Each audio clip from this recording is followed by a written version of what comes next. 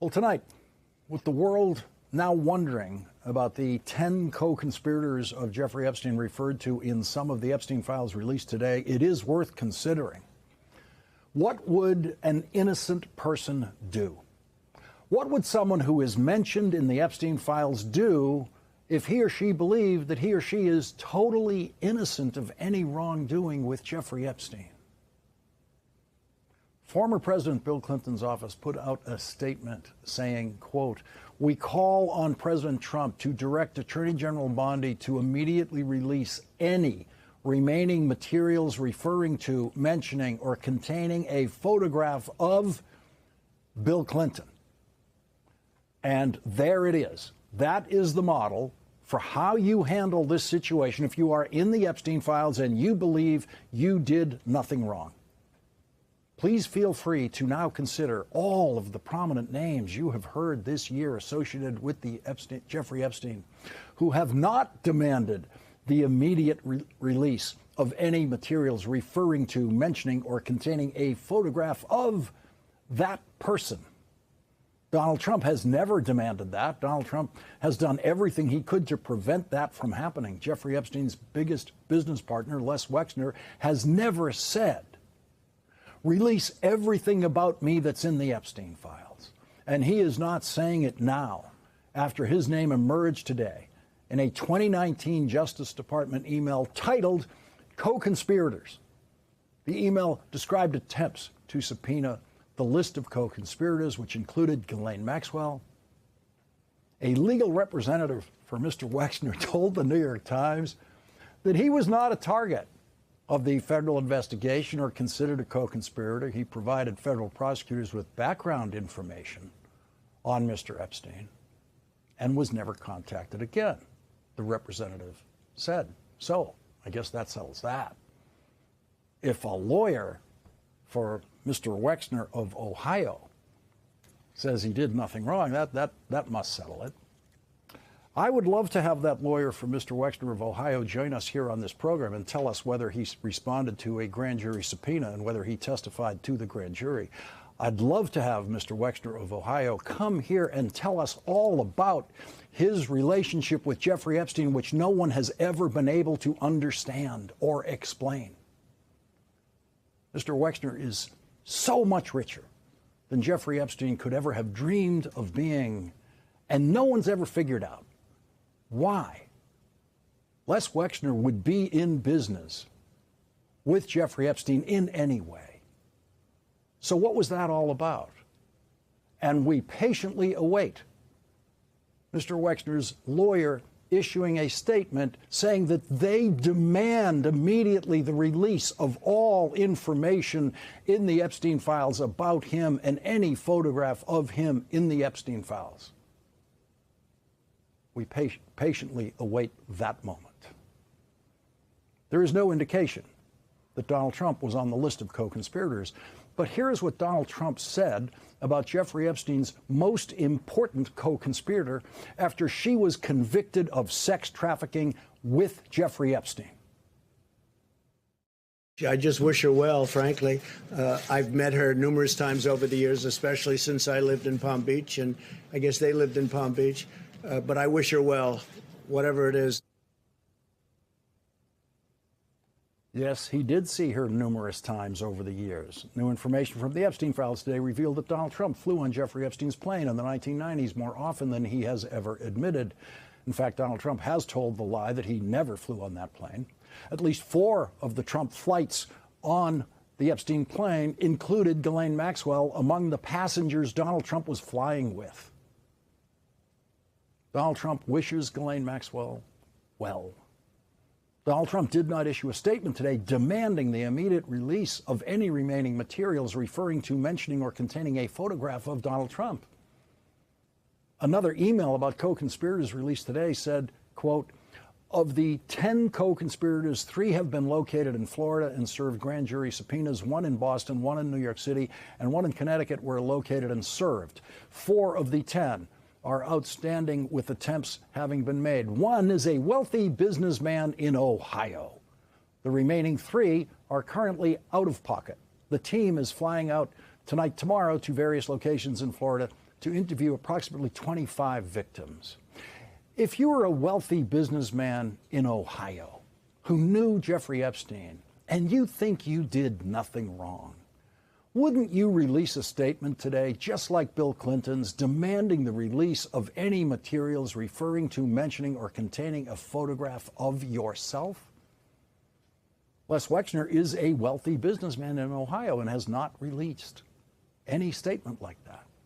If you're one of the prominent people living in the Boston area who has been publicly associated with Jeffrey Epstein, wouldn't you release a statement today demanding the release of any materials referring to, mentioning, or containing a photograph of you if you thought you did nothing wrong? Bill Clinton is the only person mentioned in the Epstein files who issued a statement demanding the full release of any remaining materials referring to, mentioning, or containing a photograph of Bill Clinton. And so, investigative reporting will continue about the possible 10 co-conspirators. More released documents by the Trump Justice Department might eventually identify those co-conspirators. But if you are a co-conspirator of Jeffrey Epstein's, your life changed today, and now it is only a matter of time. If you are a co-conspirator of Jeffrey Epstein's, you should know tonight that the clock is ticking on your secret.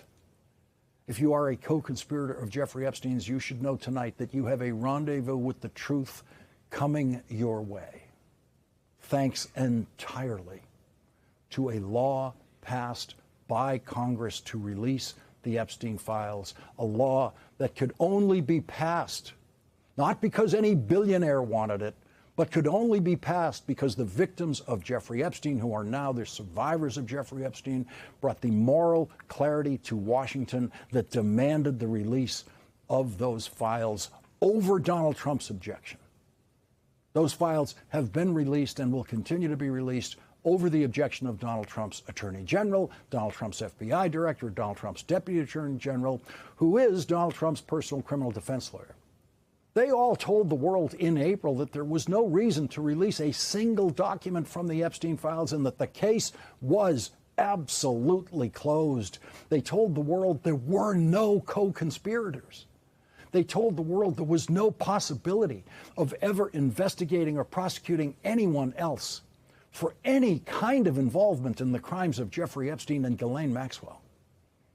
Donald Trump and his Attorney General and his Deputy Attorney General and his FBI Director have spent the year turning the Trump Justice Department into the Trump Criminal Defense Law Firm. The Trump Justice Department no longer represents the interests of the United States. The Trump Justice Department represents and defends Donald Trump, and that is why they fought the release of the Epstein files. We don't yet know how much of the redacting of the Epstein files involves redacting the word Trump. But we do know that the completely corrupted Trump Justice Department is capable of continuing to try to cover up whatever they believe they need to cover up for Donald Trump in the Epstein files. The Trump Justice Department is and will remain completely corrupted.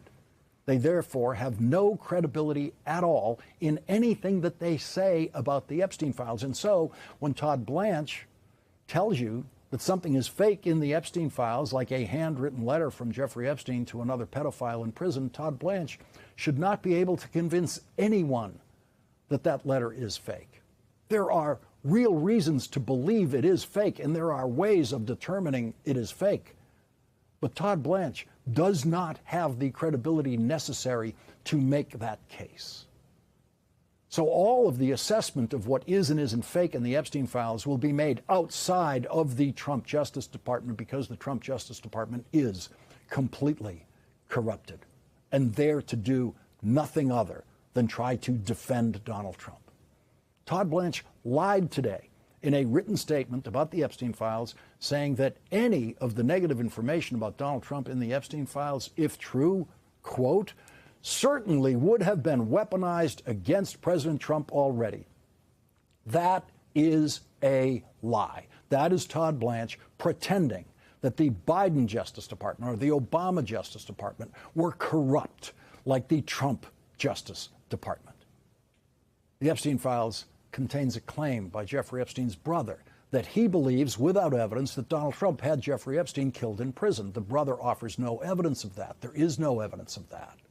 And that claim existed in the Epstein files during the Biden presidency.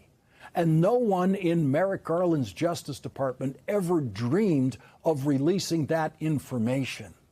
No one weaponized that unfounded claim by Jeffrey Epstein's brother. Since Todd Blanche works in a completely corrupted Justice Department, he knows what he would have done with statements like that about an enemy of Donald Trump's. Marjorie Taylor Greene has seen enough. The Republican member of Congress who built her entire political career on enthusiastic support for Donald Trump, but then lost Donald Trump's support when she demanded the release of the Epstein files, said today, "This is horrifying. Trump called me a traitor for fighting him to release the Epstein files and standing with women who were raped, jailed in stalls, and trafficked to men. Only evil people would hide this and protect those who participated." I pray for these women. Donald Trump tried to hide it. Donald Trump's attorney general tried to hide it. Donald Trump's criminal defense lawyer, now his deputy attorney general, tried to hide it.